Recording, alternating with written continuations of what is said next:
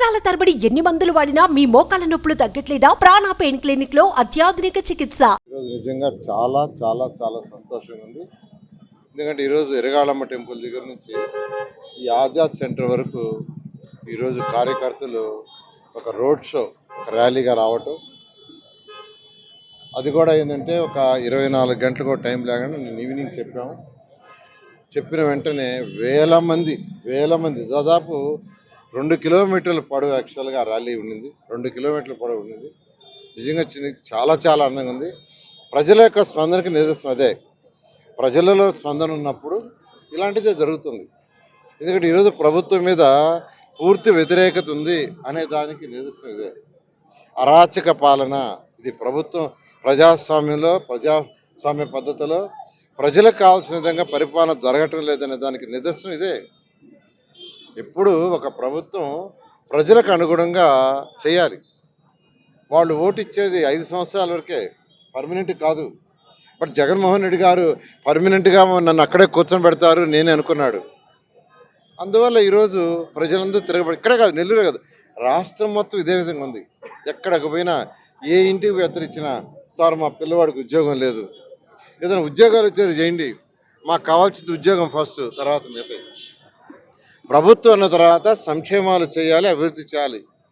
మన రాష్ట్రంలో కాదు, మన దేశంలో కాదండి, ప్రపంచంలో ఉన్న అనేక development countries, America, China, Japan, Russia, Singapore, ఎక్కడైనా తీసుకోండి, ప్రతి దేశంలో కూడా సంక్షేమాలు ఇస్తారు, పేదలకి డెవలప్మెంట్ ఉంటుంది. అయితే సంక్షేమాలు ఇచ్చి ఎల్లకాలం వాళ్ళని పేదలుగా ఉంచడం కాదు, ఆ దేశాలు చేసేది పేదల యొక్క ఆర్థిక స్థితి పెరిగేట్టుగా చేస్తారు. కానీ జగన్మోహన్ రెడ్డికి అది లేదు ఆలోచన. ఆర్థిక స్థితి పెరగాలంటే ఆ రాష్ట్రంలో ఇండస్ట్రీస్ రావాలి, వ్యాపారస్తులు చక్కగా వ్యాపారాలు చేయాలి. వ్యాపారస్తులు చక్కగా వ్యాపారాలు చేసి లాభాలు ఆర్జిస్తే అందులో కొంత భాగం వాళ్ళు ట్యాక్స్లో కడతారు. జిఎస్టీ కావచ్చు, ఇన్కమ్ ట్యాక్స్ కావచ్చు, అదర్ ట్యాక్సెస్. అప్పుడు ప్రభుత్వ ఖజానాకు డబ్బులు వస్తాయి. అదేవిధంగా ఇండస్ట్రీస్ వచ్చి దాని ద్వారా వస్తువులు తయారైతే దాని ద్వారా జిఎస్టీలు, ఇన్కమ్ ట్యాక్స్లు వస్తాయి, ఖజానా నిండుతుంది. ఆ ఖజానాలో కొంత భాగం సంక్షేమాన్ని ఖర్చు పెట్టాలా, కొంత భాగం డెవలప్మెంట్ ఖర్చు పెట్టాలా. బట్ ఈ రాష్ట్రంలో ఈ 5 సంవత్సరాల్లో వ్యాపారస్తులు, ఏ వ్యాపారస్తుడు చూసినా వణికిపోతూ వ్యాపారం చేసుకుంటున్నాడు. వ్యాపారస్తులు తిరిగిపోతే, సార్ మీరు రండి, మాకు ఏ రోజు లైసెన్స్ క్యాన్సిల్ చేస్తారో తెలీదు, మా బిల్డింగ్ ఎప్పుడు పాల్గొడతారో తెలీదు, మా షాప్ ఎప్పుడు మోస్తారో తెలీదు, వణికిపోతూ వ్యాపారం చేసుకుంటున్నాము. ఈ రాష్ట్రం నుంచి వెళ్ళిపోతాం అనుకుంటున్నాము. కాబట్టి మీరు మీరు రావాలి, గెలవాలి, చంద్రబాబు నాయుడు రావాలి, మళ్ళా మేము వ్యాపారస్తులు హ్యాపీగా ఉండాలి. అదేవిధంగా ఒక్క ఇండస్ట్రీ లేదు, అన్నీ వెళ్ళిపోయినాయి. రావాలంటే భయపడుతున్నారు. ఎందుకంటే ఇండస్ట్రీ రావాలంటే అక్కడ లా అండ్ ఆర్డర్ సక్రమంగా ఉండాలి. ఏ దేశములైనా, ఏ రాష్ట్రములైనా ఇతర దేశాల నుంచి ఇండస్ట్రీస్ వచ్చి పెట్టాలంటే వాళ్ళు ఫస్ట్ అడిగేది లా అండ్ ఆర్డర్, ప్రశాంతమైన వాతావరణం ఉందా లేదా అని అడుగుతారు. తర్వాత అడిగేది కేంద్ర ప్రభుత్వంతో మీకు ఎలా ఉంది. ఈ 2 కుర్చీలే. ఎందుకంటే అమరావతి రాజధాని డెవలప్మెంట్కి నేను అనేక విదేశాలు తిరిగా. America, China, Japan, Russia, Singapore, Malaysia, Abu Dhabi, Ashgabat, ఎక్కడికి పోయినా ఇండస్ట్రీస్కి వచ్చి ఇక్కడ పెట్టమంటే వాళ్ళు ఒకటి ఫస్ట్ ప్రశ్న, మీ రాష్ట్రంలో లా అండ్ ఆర్డర్ ఎలా ఉంది, ప్రశాంత వాతావరణం ఉందా లేదా. రెండోది, కేంద్రంతో మీ యొక్క రిలేషన్ ఎలా ఉంది.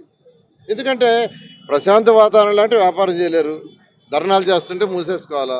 రెండోది, వాళ్ళకి కేంద్రం నుంచి కొన్ని పర్మిషన్లు రావాలా, అవి రావాలంటే రాష్ట్ర ప్రభుత్వం సెక్టర్ రావాలి. ఈ ప్రభుత్వానికి అసలు ఆలోచనే లేదు.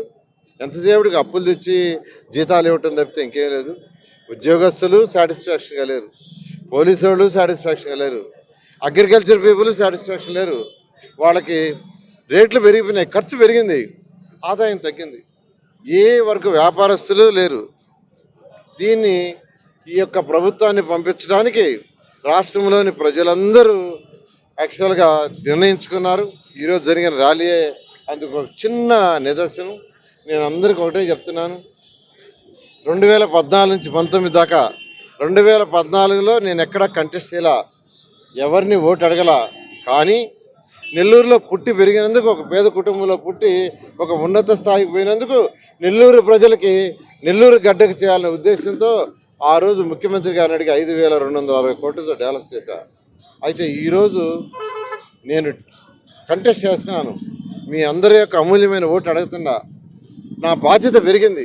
ఓటు అడిగి గెలిచినప్పుడు 2014 కంటే నా బాధ్యత పెరుగుతుంది. ఖచ్చితంగా మీ అమూల్యమైన ఓటుని నాకు వేమిరెడ్డి ప్రభాకర్ రెడ్డికి ఇద్దరికేసి ఎమ్మెల్యేగా ఎంపీగా గెలిపించండి. ఖచ్చితంగా బాధ్యతగా ప్రజా సమస్యలు ఏముండే ఆ సమస్యలను తీర్చే విధంగా చేస్తానని తెలియజేస్తున్నాను. Thank you.